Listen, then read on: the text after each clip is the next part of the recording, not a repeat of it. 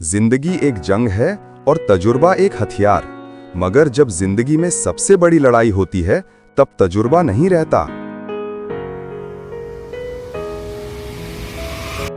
इस कहानी की शुरुआत होती है कुशी नाम के गांव से, जहां के मुखिया में गांव के विकास के लिए एक इंजीनियरिंग कॉलेज का निर्माण करवाया और इसमें पूरे गांव और उनके बच्चों की समान भागीदारी दी। अब 5 साल बाद यहाँ हमारे पहले पात्र का परिचय आता है, जिसका नाम है मनेंद्र प्रताप सिंह उर्फ मणि। जैसा हम सब जानते ही है कि घर से आने के बाद लोग बाहर अक्सर ही अकेले पड़ जाते हैं, वैसे ही मणि भी था। तभी उसके कंधे पर एक हाथ आता है। उसने देखा 2 लोग उससे दोस्ती करने आए हैं। उन लोगों ने अपना परिचय राघव और रवि के नाम से दिया। 1 महीने बाद क्लास के दरवाजे पर किसी की देर से एंट्री हुई। आने वाली एक किन्नर थी, जिसने अपना परिचय अमृता के नाम से दिया। अब हमारे मणि, राघव और अमृता की गहरी दोस्ती हो गई। वे तीनों साथ में पढ़ते, रहते और घूमते ये। इसका परिणाम हुआ कि वो तीनों के पहले सेमेस्टर में सबसे अच्छे नंबर आए। अब इस बात पर बाकी सारे लोग जलने लगे और ये अफवाह फैला दी, इन तीनों के आपस में अनैतिक संबंध हैं। इन्होंने जब ये सुना तो वे दुखी हो गए। वे तीनों फिर हॉस्टल की तरफ भागे, क्योंकि इनका समाधान वहीं था। वे तीनों अभिमन्यु के पास जा रहे थे।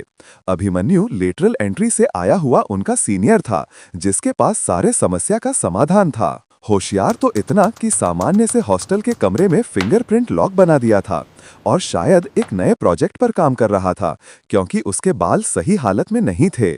उसने इन तीनों को कमरे में बिठाया और आने का कारण पूछा। इन तीनों ने सारी घटना सुनाई। उस समय अभी खाना खा रहा था। उसने पूछा कि जो मेरी रोटी है वो किनारे से सख्त हो गई, शायद सही से बनी नहीं है, क्या मैं इसे फेंक दूं? तभी अमृता ने जवाब दिया कि नहीं, आप इसके किनारे के हिस्सों को छोड़ दो और बीच वाला हिस्सा खा लो। तभी अभि ने कहा कि आप लोग भी ऐसा ही करो, जिसको जो बोलना है बोलने दो, आप अपना काम करो। इस पर मणि के कहा, हैं? अभि ने कहा, हैं, विद्या सूत्रम के डेवलपर का यही मानना है और यही सही भी है। उस बात पर राघव को गुस्सा आ गया और उसने चिल्लाते हुए जवाब दिया, मैंने आपसे इस बारे में समाधान मांगा था, ये फालतू ज्ञान नहीं। आपको क्या पता हम पर क्या बीत रही है? अगर कुछ और इलाज है तो बताइए, वरना मैं चला। ऐसा बोलकर वो गुस्से में निकल गया। राघव गुस्सा हो गया था। अब क्या अभिमन्यु इस बात का बदला लेगा? मणि किसका पक्ष लेगा? आगे जानने के लिए देखते रहिए सफर।